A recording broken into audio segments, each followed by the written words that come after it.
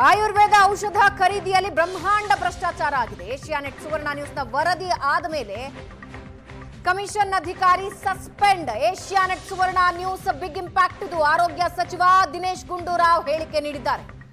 ಅಧಿಕಾರಿನ ನಾವು ಅಮಾನತು ಮಾಡಿದ್ದೀವಿ ಅಂತ ಆರೋಗ್ಯ ಸಚಿವ ಏಷ್ಯಾನೆಟ್ ಸುವರ್ಣ ನ್ಯೂಸ್ಗೆ ಹೇಳಿದ್ದಾರೆ.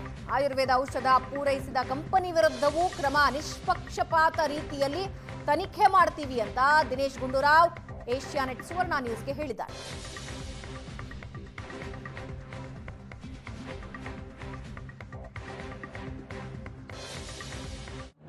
ಗದಗನ ಆಯುಷ್ ಅಧಿಕಾರಿಗಳು ಔಷಧಿ ಖರೀದಿಯಲ್ಲಿ ಸಾಕಷ್ಟು ಕಮಿಷನ್ ಅನ್ನ ಎತ್ಕೊಂಡಿರ್ತಕ್ಕಂಥ ಆಡಿಯೋ ಏಷ್ಯಾನೆಟ್ ಸುವರ್ಣ ನ್ಯೂಸ್ ಕೂಡ ಆ ಸಂಬಂಧಪಟ್ಟಂಗೆ ವರದಿ ಬಿತ್ತರಿಸಿತ್ತು. ಈ ಒಂದು ವರದಿಯನ್ನು ಆರೋಗ್ಯ ಇಲಾಖೆ ಕೂಡ ಗಂಭೀರವಾಗಿ ಪರಿಗಣಿಸಿರುವಂಥ ನಮ್ಮ ಜೊತೆ ಮಾತಾಡೋಕ್ಕೆ ಆರೋಗ್ಯ ಸಚಿವರು ಅವರು ಮಾತಾಡ್ತಾರೆ. ಈಗ ಆ ವರದಿ ಅನುಸಾರ ಮತ್ತು ನಾವು ಮಾಹಿತಿಯನ್ನು ಸಂಗ್ರಹಣೆ ಮಾಡಿ ಕೂಡಲೇ ಈಗ ಅಧಿಕಾರಿಯನ್ನು ಅಮಾನತು ನೀಡೋದಕ್ಕೆ ಕೂಡ ಹೇಳಿದ್ದೀವಿ ಮತ್ತು ಅದು ಪೂರ್ತಿ ಅದರ ಒಂದು ತನಿಖೆಯನ್ನು ಮಾಡಿಸೋಕ್ಕೂ ಕೂಡ ಹೇಳಿದ್ದೀವಿ. ಅದರಿಂದ ಅವರ ಅಧಿಕಾರಿ ಅಮಾನತು ಕೂಡ ಆಗ್ತದೆ.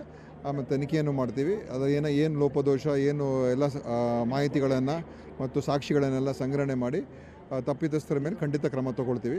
ಅದು ನಮ್ಮ ಅಧಿಕಾರಿಗಳಾಗಿರ್ಬೋದು ಅಥವಾ ಆ ಕಂಪನಿಯವರಾಗಿರ್ಬೋದು, ಯಾರೇ ಆಗಿರ್ಬೋದು. ಆ ಕಂಪನಿ ಏನು ಪೂರೈಕೆ ಮಾಡ್ತಿದ್ದಿಲ್ಲ ಔಷಧ ಸರ್, ಅದು ಕೂಡ ಬಳಕೆಗೆ ಯೋಗ್ಯ ಅಲ್ಲ ಅಂತ ರಿಪೋರ್ಟ್ ಕೂಡ ಬಂದಿರುವಂಥದ್ದು. ನೋಡೋಣ, ಈಗ ತನಿಖೆಯಲ್ಲೆಲ್ಲ ಹೊರಗೆ ಬರ್ತದೆ. ಅದು ಈ ತನಿಖೆಯನ್ನು ನಿಷ್ಪಕ್ಷಪಾತವಾಗಿ ಮಾಡ್ತಕ್ಕಂಥದ್ದು ಕೂಡ ಹೇಳಿದ್ದೀವಿ. ಅದರಿಂದ ಯಾರೇ ತಪ್ಪಿತಸ್ಥರಿದ್ದರೂ ಅವ್ರ ಮೇಲೆ ಕಠಿಣ ಕ್ರಮ ತಗೊಳ್ತೀವಿ. ಇಷ್ಟು ದಿನೇಶ್ ಗುಂಡೂರಾವ್ ಅವರು ಏಷ್ಯಾನೆಟ್ ಸುವರ್ಣ ನ್ಯೂಸ್ಗೆ ಮಾಹಿತಿ ನೀಡುವಂಥ ತಪ್ಪಿತಸ್ಥ ಅಧಿಕಾರಿಗಳ ವಿರುದ್ಧ ಕೂಡ ಕ್ರಮ ಕೈಗೊಳ್ಳೋದಾಗಿ ಅವರು ಭರವಸೆಯನ್ನು ಕೂಡ ನೀಡುವಂಥದ್ದು. ಕ್ಯಾಮರಾಮನ್ ಶಿವರಾಜ್ ಜೊತೆ ಅನಿಲ್ ಕಾಜ್ಗಾರ್, ಏಷ್ಯಾನೆಟ್ ಸುವರ್ಣ ನ್ಯೂಸ್, ಬೆಳಗಾವಿ.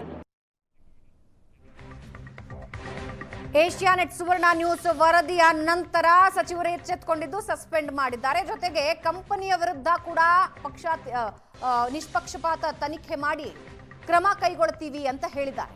ವರದಿ ಆಧರಿಸಿ ಕ್ರಮ ಕೈಗೊಂಡಿದ್ದೀವಿ, ಅಧಿಕಾರಿನ ಅಮಾನತು ಮಾಡಿ ತನಿಖೆಗೆ ಆದೇಶ ನೀಡಿದ್ದೀವಿ. ಅಧಿವೇಶನದಲ್ಲಿಯೇ ಸಂಚಲನ ಸೃಷ್ಟಿಸಿದೆ ಏಷ್ಯಾನೆಟ್ ಸುವರ್ಣ ನ್ಯೂಸ್ ವರದಿ.